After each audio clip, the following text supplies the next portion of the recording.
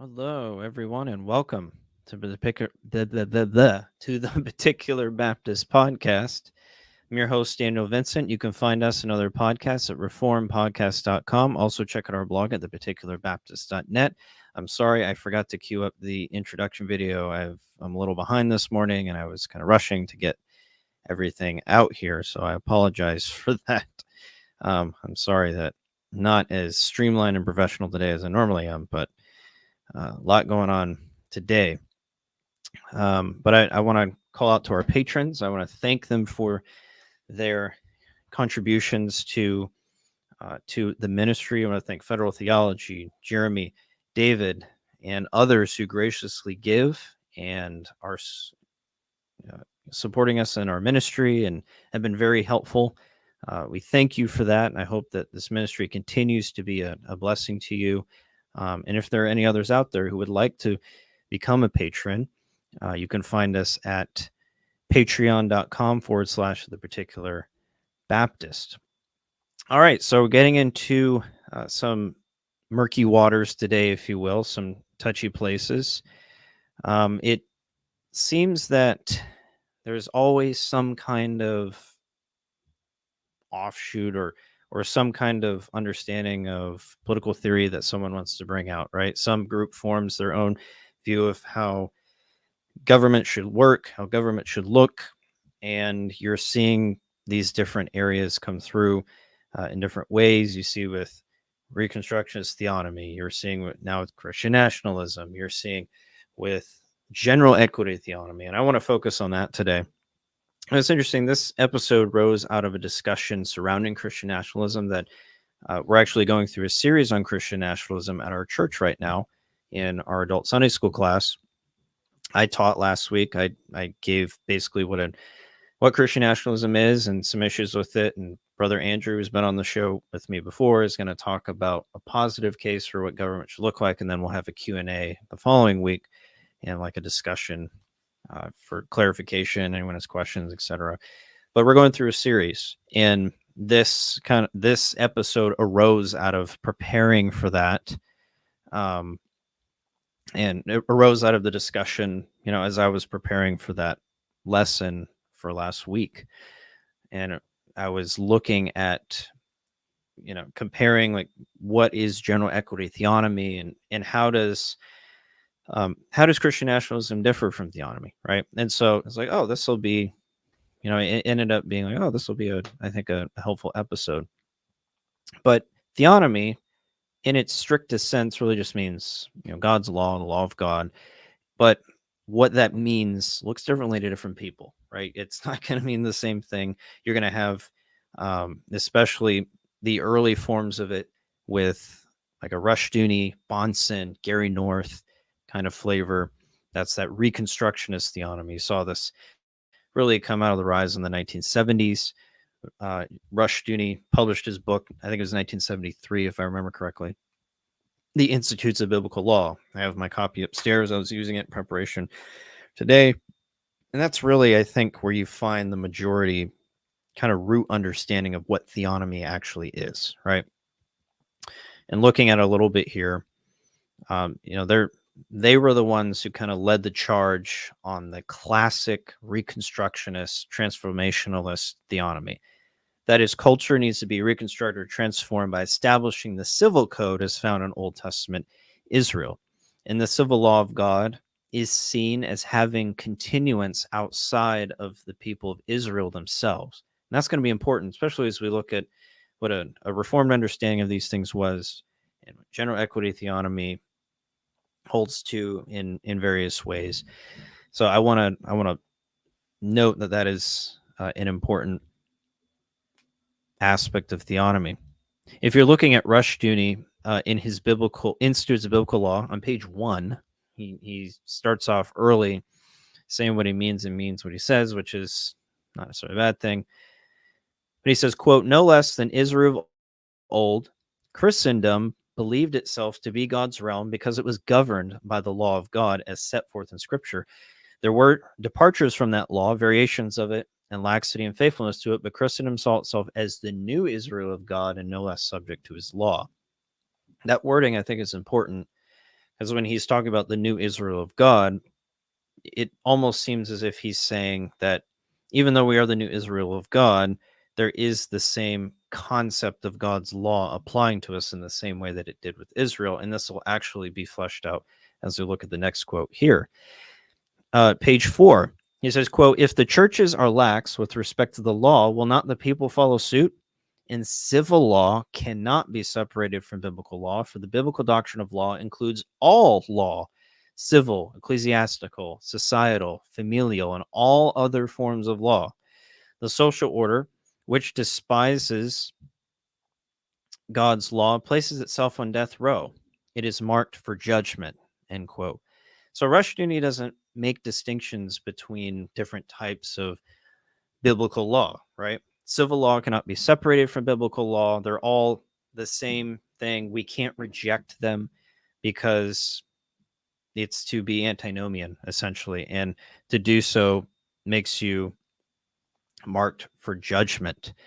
And I do think it's interesting that you see, Taya,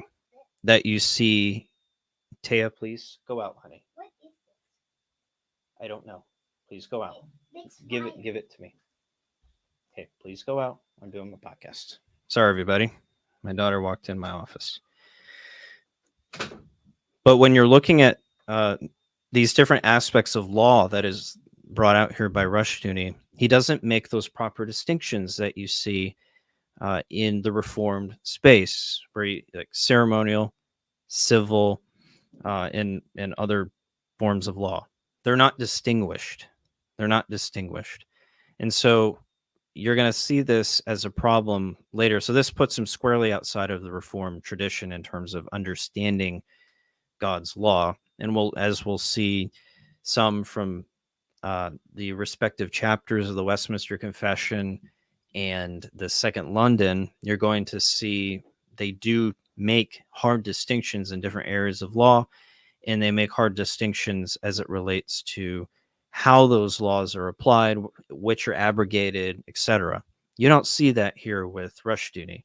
He's just lumping them all together as biblical law, and to reject any form of them is to put yourself in a place that's marked for judgment. So he's very strict and firm on those particular things. Rushdoony also rejected the idea of natural law. If you look on page 10 of Rushdoony's work, and particular, hey, Federal Theology, how you doing, brother? Good to have you here today. Thanks for joining in.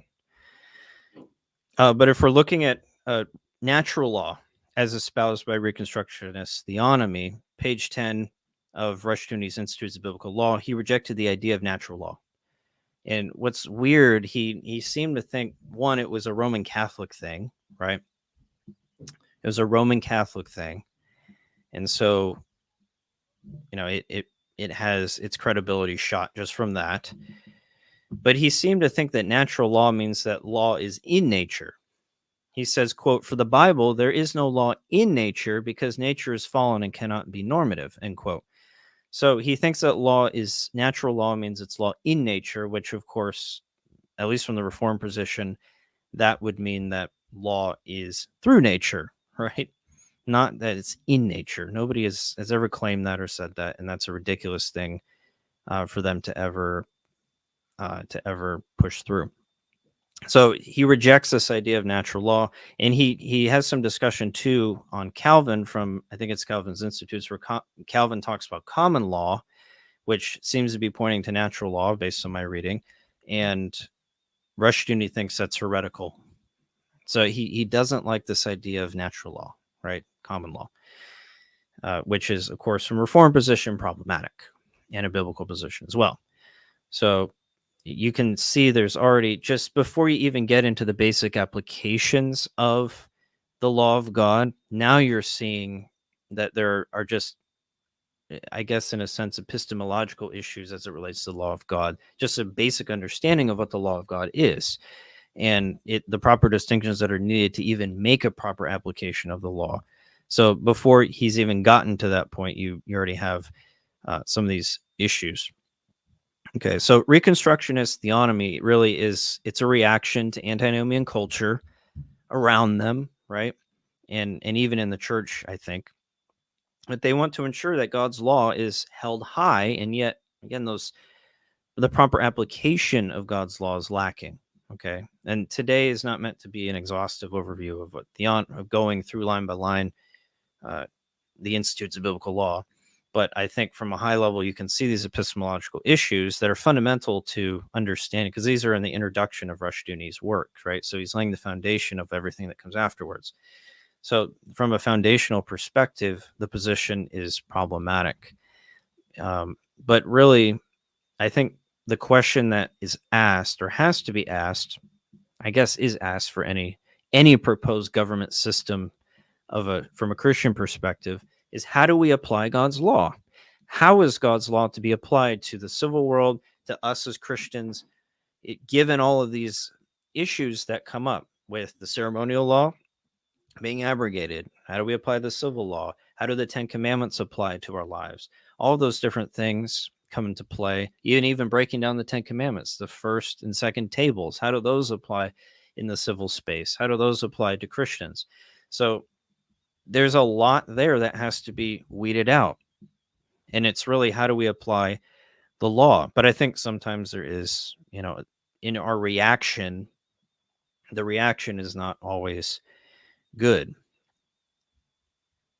So each position that is seeking to look at government from a biblical perspective is looking to ask questions. How do we apply God's law? How do we as Christians relate to the government?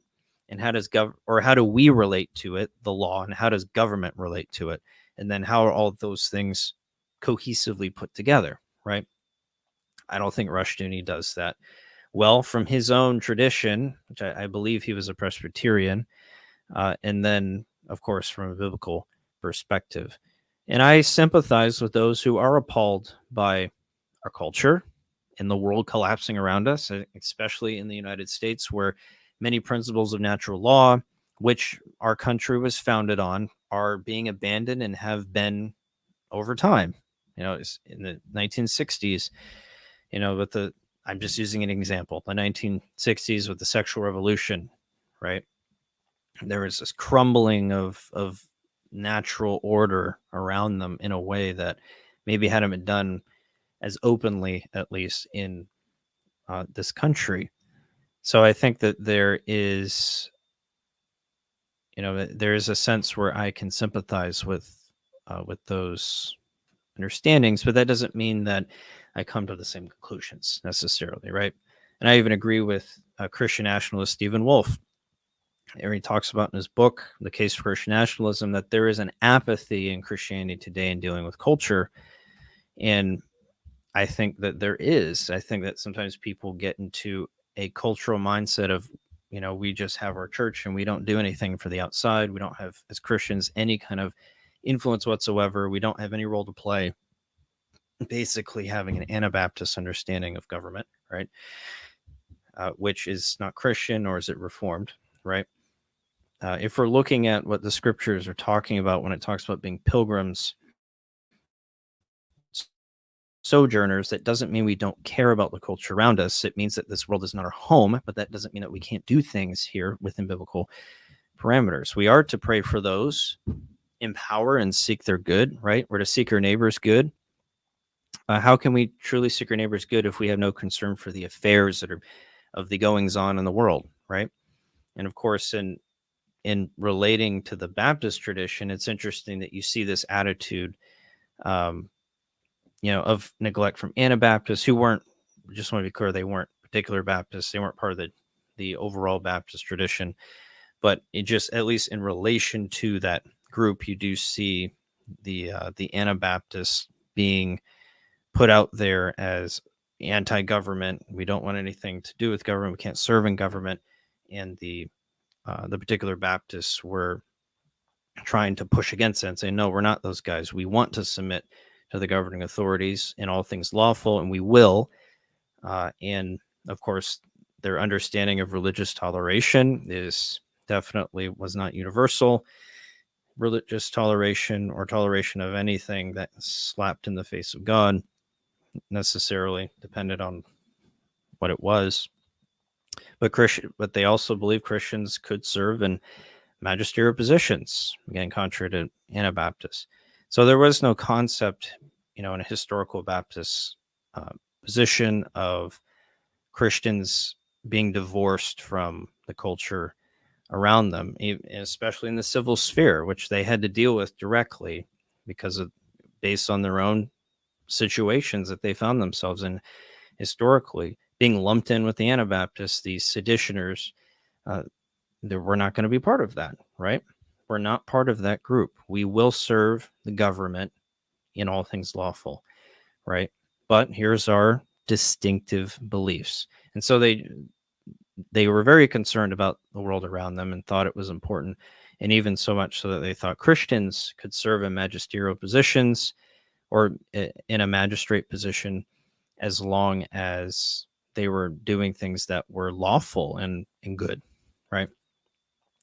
Now, general equity theonomy, what you find is I think it uses very confusing terminology. Now, as I've said before, there's nothing wrong with using confusing terminology, at least not necessarily, right? There are times where historical language of the church is going to be confusing and it's foreign to the modern ear. I don't think we should shy away from it just because it's confusing. We can explain it, we can define it and say this is how it's understood historically and this is how we should use it. But I think sometimes there are terms that are hijacked and utilized in a way that they shouldn't be, and it causes confusion where there doesn't need to be, right? So I think general equity theonomy does that. I think it misuses the word theonomy because of its general understanding. Maybe hijacked wasn't the best word, but I think that based on the general understanding of the term, I think it's going to be really hard to use it in any other qualified sense.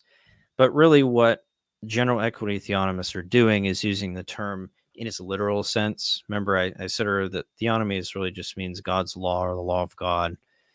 And so I think they're trying to use it in that literal sense. And that's what you find in really the first view I'm looking at with Doug Wilson. All right, Wilson holds, I guess, you could say what appears to be a reformed understanding of general equity. He sees the civil laws of Israel as having been abrogated, with the moral meaning behind the law as being applicable instead of that, which is basically your reformed position. But again, he's using the term theonomy in the literal sense, meaning God's law. Okay, so he doesn't see a problem in using the term theonomy since it's viewing it in its bare literal form rather than in a Rushdoony sense that. But I think because of Rushdoony's, Gary Norris, and Bonson's understanding of that term and in their usage of it, I think it kind of, or at least the usage that they spawn from it, I think it creates unnecessary confusion, right? Even though Wilson might be using it in its literal sense, it's just, I don't know, it just seems like it causes more confusion than it needs to be. But Wilson does define his meaning clearly, and there's actually, if you're watching on YouTube, there's a video in a link in the description to a video where he goes through his understanding of general equity theonomy. I think it's about 17 minutes long. Very helpful. I found it helpful, and I think he's very clear what he means by theonomy and general equity. So there's some things that are helpful there. But I think that this can just cause confusion if you aren't familiar with these subcategories of theonomy, which generally speaking has been defined in the Reconstructionist sense, right? So I think it can be a little bit more confusing than needs to be. But then you have a second category, and these might not be the only categories. This is just from what I've seen, to my knowledge, in terms of general equity theonomy. So I don't know if there excuse me, if there are more. There might be, and please let me know if there are, but these are the ones I'm focusing on. Okay, at the very least you're going to find what Wilson holds to. Okay, but then there's another category, and this is going to be my focal point here today. This is what you find from guys like Joel Webbin. He's pastor in Austin, Texas, self-proclaimed general equity theonomist. If you look at his bio description on his Twitter page, general equity theonomist is one of his quote, I guess distinctives, or one of his descriptors, right? General equity theonomist. But he has this video, and I'm going to play a little bit here, where he defines what it is. Okay, I'm not going to play the whole thing. It's 9 minutes, but I think there's some key aspects to it where he really goes at the heart of his position. And I want to look at this, and we'll talk about some distinctives that he actually has from Doug Wilson on this view, and some problems from a reform perspective that are brought up here. So I will bring this up and let's take a peek. I'm working on one screen here, so I have to jump between windows. All right, here we go. Only father of those who've been adopted by grace through faith in Christ, but he is universal creator. And it is on the basis of him being creator, that he reserves the right to implore and to impose his laws. That's the moral law. The civil law, though, what we need to understand is sometimes we make the civil is separate from the moral law of God as the ceremonial law. And that's a mistake. The civil law has its root in the Ten Commandments.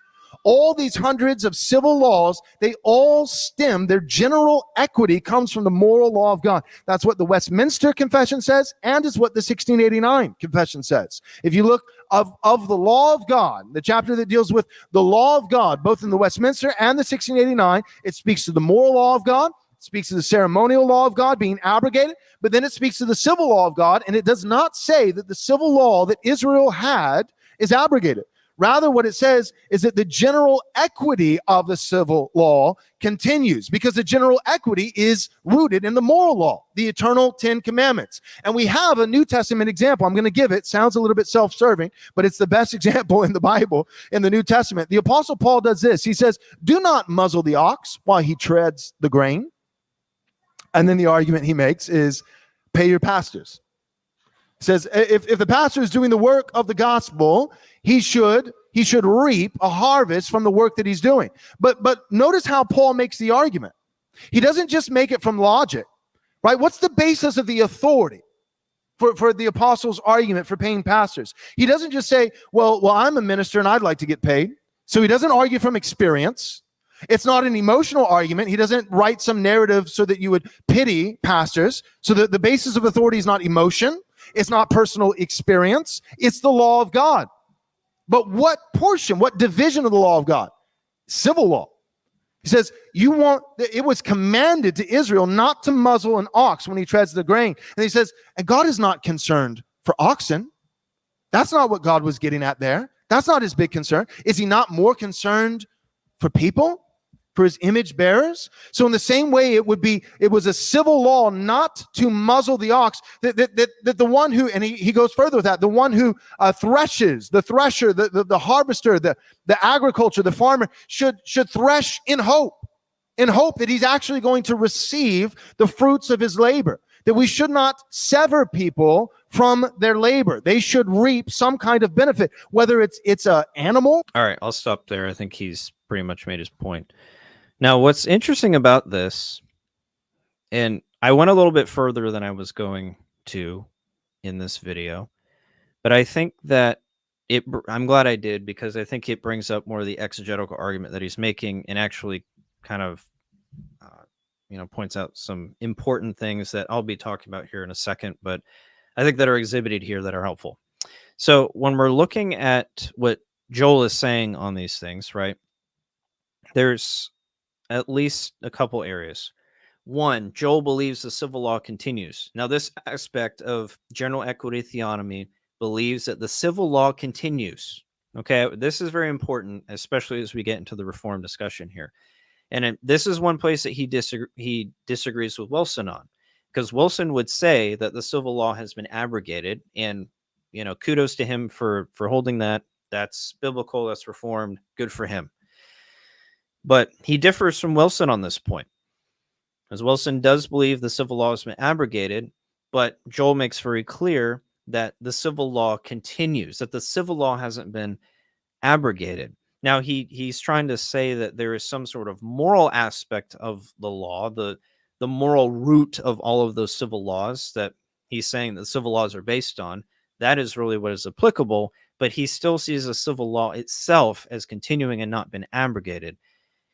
I don't understand, based on the reform position that he claims to hold to and a biblical position, how that works. How can you say that this law continues, but it doesn't apply directly? Only the moral aspect of it does, or at least only the moral law that it's pointing to does. That doesn't seem to work for me. And of course, this puts him outside of his own confessional standard that he claims to hold to, as we'll see in a second. But he also makes the false claims about the Westminster and the Second London Baptist Confessions in relation to the civil law of Israel. So he says that the Westminster and the Second London do not say that those laws have been abrogated. That's just false on its face. Okay, we're gonna look at those. It's actually the same chapter and the same paragraph in each confession. They read a little bit differently, but they say essentially the same thing. I mean, remember, the Second London was in part based off of the Westminster Confession, the 1646 Westminster Confession, and the Savoy Declaration, which came in the 1650s, and that's Thomas Goodwin and John Owen. But they are very similar. But he doesn't quote from the confessions. He just makes this very bold statement. And I remember when I heard this, I was like, what are you talking about? Any cursory reading of the confession is going to answer that question and put it to bed. Okay. I mean, it's absurd that he's making claims like that. If you just read it, he would find that is ridiculous. But it's also convenient to his position. I don't know if that was intentional, an intentional omission. He may have just misspoken. Either way, it's wrong. Okay. But he's pretty bold in his assertion about it. Second London Baptist Confession of Faith, chapter 19.4, on the chapter of the law of God. To them also he gave sundry judicial laws, them, that is Israel, which expired together with the state of that people, not obliging any now by virtue of that institution, their general equity only being of moral use. Okay, that's the London Baptist, Second London. It's the 1646 Westminster Confession, 19.4.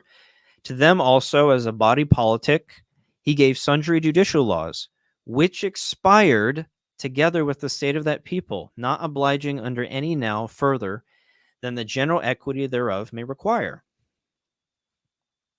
I don't know how much more clear you can get. It's in both places. It's explicit. Those laws, those judiciary/civil laws, have expired. They're gone. They're done. They're abrogated. They're no longer applicable in themselves, right? They don't have any applicability to any government, to any people, nothing in terms of a moral obligation to obey them, right?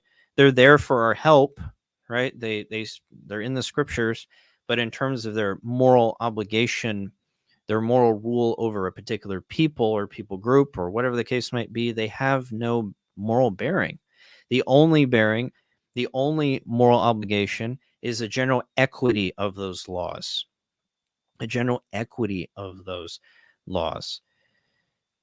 So what the meaning is here is that the moral law of God, which is the root of all civil laws of Israel, Joel is right about that, right? Those civil laws are based on the moral law. They're not divorced from it. I agree with that. But again, you can see the language that he's using here, that you can't separate civil law from biblical law or the moral law. It's the same kind of understanding that Rushduni had, right? That all these types of law cannot be separated from biblical law. They're all biblical law, and therefore they all apply, right? Joel just doesn't come to the Reconstructionist conclusion that Rushduni did, but he takes some of the premises that Rushduni had about God's law and tries to mush that into general equity here. It's ridiculous from a reform perspective. But the meaning here in these two places is that the moral law of God, which is the root of the civil laws of Israel, is to be applied in any particular context. And this could be civil or personal, right? If you look at Jim Renahan's commentary to the Judicious and Impartial Reader, which is his commentary on the Second London, he basically comes to the conclusion that this was not just about general equity in civil laws, but it's general equity in general. Like the principle of general equity is to follow the moral law of God, right? The 10 Commandments and the principles in case there, right? That is general equity, right? So if you're applying it in a judicial sense, it can mean one thing. You're applying it in another sense, it can mean the same thing. But the principle is there. We're applying the general equity, the moral aspect of the law, the general equity of what these laws represent, right? That's the basic premise that's being discussed here. Okay. So basically, we don't take the civil law of Israel that they had, the judicial laws, the civil laws, and treat it as some sort of continual political guidelines. We don't do that in themselves. That is then to be filtered through the moral law. Those civil laws have expired. So we don't use them in that way anymore. They're not themselves guidelines. We can reference them. They can be used as examples, but we're not looking to them in themselves as guidelines. Now, in the Second London Baptist Confession, the sole proof text used is 1 Corinthians 9, 8 through 10. It says, "Do I say these things as a mere man? Or does the law say the same also? For it is written in the law of Moses, you shall not muzzle an ox while it treads out the grain." Is it oxen that God is concerned about, or does he say it altogether for our sakes? For our sakes, no doubt. This is written that he who plows should plow in hope, and he who threshes in hope should be partaker of his hope. Okay, that's the proof text that's used by the Baptists. And it's in the same, I think it's the same text that Joel was referring to, threshing out the grain, the plower should, or the farmer should farm in hope, etc. Right. The point is, like you said, pay your pastors, right? The point is to not deprive those of what they're owed. But notice what Paul does here. He doesn't go back to this law, and this is from Deuteronomy 25:4, this muzzling the ox as it treads a grain. And he doesn't use it as a guideline in itself. He doesn't go back and say, well, that we should go back to implementing that particular law. He doesn't say that. He doesn't say that.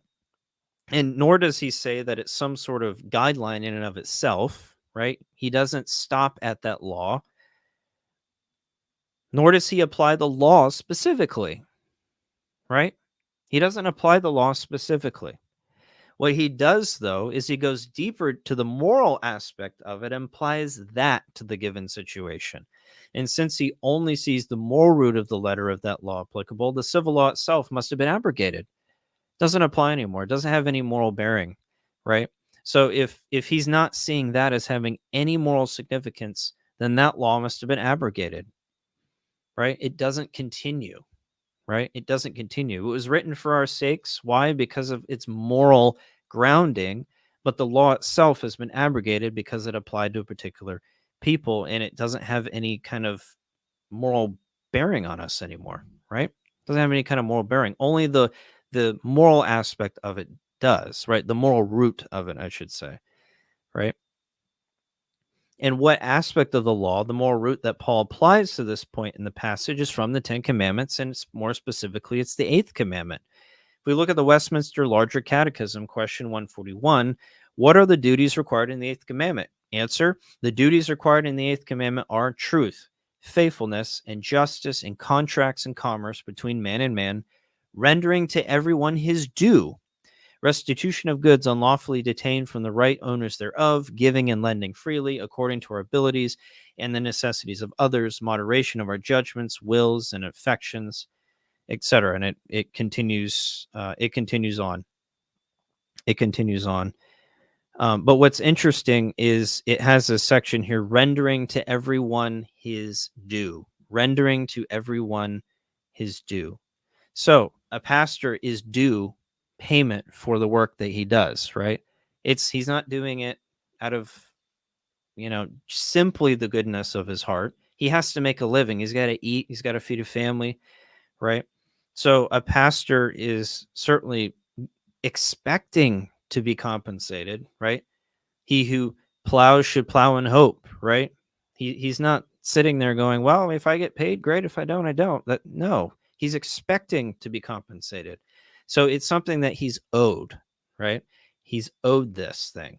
So the catechism is saying here that the duties required in the 8th commandment are to give people everything that they're due, because otherwise you're robbing somebody, right? And you're violating the 8th commandment. You're stealing from someone. You're taking from them what they are owed. And so that is to violate that principle. That's what Paul is applying here. Paul is not using the civil law in a way that treats it as if it's been continual. He's treating it as if it's been abrogated. Otherwise, he wouldn't say that the moral law is applicable. He would go back to the civil law and say, yeah, the civil law is applicable. So that's a very important distinction to make, and one that Joel doesn't make. Yes, he does say that the moral aspect of it is applicable, but he still thinks that the civil law itself is somehow applicable and continual, in as much as, it's filtered through the moral law. And that's really not what we're seeing here biblically, and that's definitely not what we see in the Reformed position. They saw those laws as being done away with, and only the 10 commandments are the standard by which the general equity is to be applied. So we have to be very careful how we look at these aspects of law. And I think it's very easy to to react incorrectly when we're looking at the culture around us. I think it's very easy to do if we're not careful. And we have to guard against that. We have to be careful that our reactions aren't as such that we form faulty views of God's plan for how the world is to be governed, right?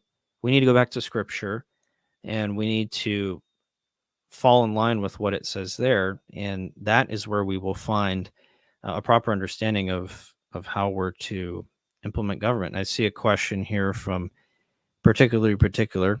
Why call them civil if they are not moral? Why call them civil if they are moral? Why call them civil if they are moral? Yeah, I think that's a good question. We have to make that distinction, right? We have to make that distinction between civil and moral law. Even though those are grounded in the moral law of God, and even though those civil laws are applications of the moral law, that doesn't mean they are themselves the moral law, right? And so the civil laws that are tied to the people, they expire, and the moral law continues, right? And that's really where we have to, continue on in that biblical framework and in the Reformed framework, especially if you claim to hold to this confession and you don't make specific qualification that you take exception to this.